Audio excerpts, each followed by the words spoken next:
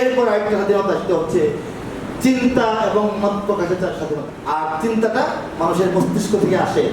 চিন্তা এবং মত প্রকাশের স্বাধীনতা, এই জিনিসটা, ইসলামের এই জিনিসটাকে পশ্চিমা মানবাধিকারবাদীরা তারা এইটাকে ইসলামের বিরুদ্ধে কাজে লাগানোর চেষ্টা করে।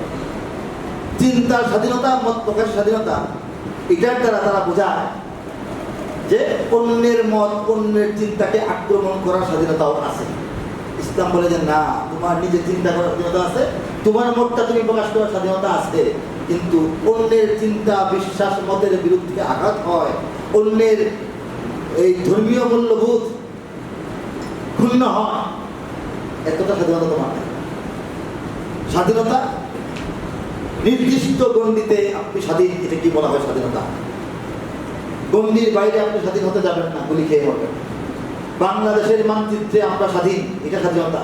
আমরা জোর করে ইন্ডিয়া দিকে গেলে আমাদেরকে গুলি করা হবে, ঠিক কিনা বলেন? স্বাধীনতার সীমা থাকে না, নাই? থাকে না, থাকে না বলেন? কাজেই এই বিশ্বাসের স্বাধীনতা, চিন্তার স্বাধীনতা, এটার সীমা থাকে। চিন্তা এবং মত প্রকাশের স্বাধীনতা ইসলাম নাগরিকদেরকে দিয়েছে, বলেন সুবহানাল্লাহ। কোন রাষ্ট্র, পৃথিবীর অন্য রাষ্ট্র, অন্তত আমাদের এই রাষ্ট্র চিন্তা এবং মত প্রকাশের স্বাধীনতা সুন্দরভাবে, পরিপূর্ণভাবে কোনো সরকার কোনো কালেই এদেশের নাগরিকদেরকে দিতে সমর্থ হয় না, ব্যর্থ হয়েছে। আপনি আপনার চিন্তা, আপনার মনে হলো, আমার মনে হয় এটা হলে ভালো হইতো, বলতে পারবেন না।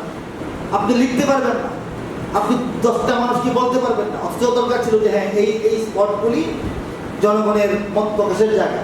আপনি বলুন, আপনি লিখুন, আপনি মাইক লাগিয়ে সারাদিন চিৎকার করুন, আপনার কথা জনগণ গ্রহণ করলে করবেন, না করলে নাই। আপনি আপনার কথা বলেন, আমার সমস্যা নাই, আমি আমার কাজ দিয়ে জনগণকে হৃদয় জয় করবো। আমার বিরুদ্ধে আপনি বললে কাজ হবে না। এই সব সাহস যে সরকারের থাকে না, যে ক্ষমতাসীনের থাকে না, তারা ক্ষমতায় থাকার অধিকার রাখে না। বাংলাদেশের কোন সরকারের পূর্ণাঙ্গভাবে এই সাহস ছিল বলে আমরা পাই না।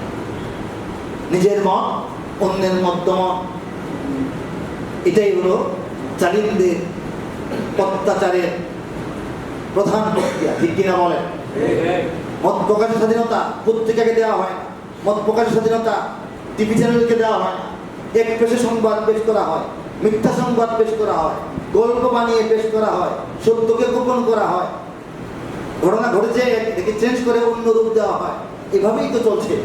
আর আমরা কি করবো? সাধারণ নাগরিক, আমরা আমাদের দিন আনি দিন খাই, আমাদের নিজেদের পেটের চিন্তা, আর নিজেদের জানমাল ইজ্জতের হেফাজত নিজেদেরকে করতে হয়। আল্লাহর কাছে দোয়া করি আর সাবধানে থাকি, এছাড়া তো আমাদের কিছু করার থাকে না, কিনা বলেন? এই হচ্ছে পরিস্থিতি।